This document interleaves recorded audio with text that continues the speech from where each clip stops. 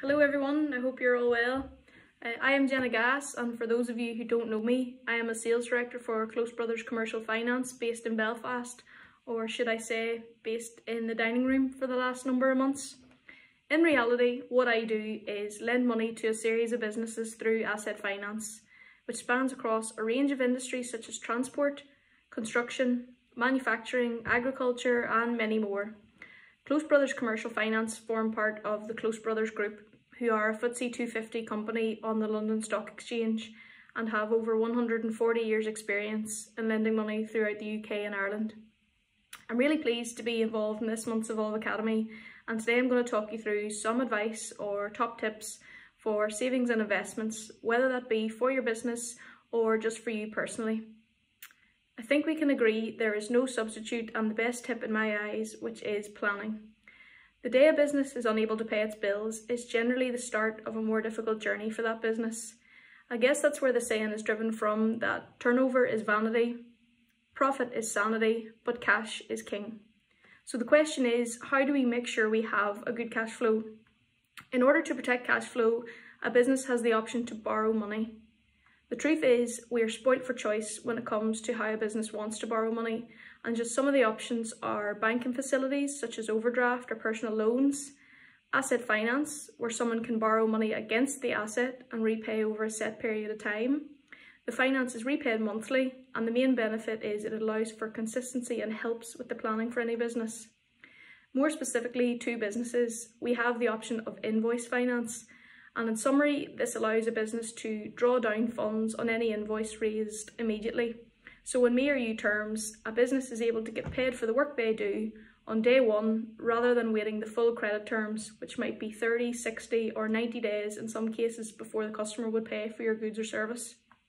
Savings, that word we hear and instantly think, yeah, probably should do more of that. We generally stick to what we know when it comes to savings and open a savings account with our main bank. And without trying to sound like Martin Lewis, sometimes it does pay to spend a little bit more time and look around at what interest rates are offered in other savings accounts out there. For those of you with savings and enjoy a little bit more of a challenge, I think this leads me nicely on to talk about investments. Whether it be investing in property, a new business venture, stocks and shares, much like being spoiled for choice in borrowing money, we are absolutely spoiled for choice in how we spend our money. If I were to start a list to name, a list of bills or things we could spend money on, this might become a very long video. So I'll quickly move on and just say we're all in agreement the list is endless sometimes. Some trends I have noticed over the last year is that a lot of people have more access to money through the closures of pubs and restaurants, lack of foreign travel, and also the ability to seek help from some of the government schemes that were in place. In reverse of that, the last year has been very difficult for some businesses who have been completely closed, and perhaps savings are all but gone at this stage.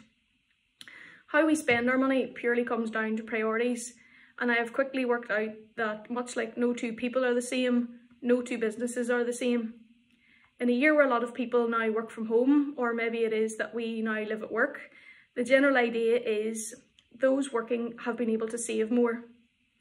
We have been able to save on travel, whether that is financially through train or bus tickets, fuel costs, or even just saving in time.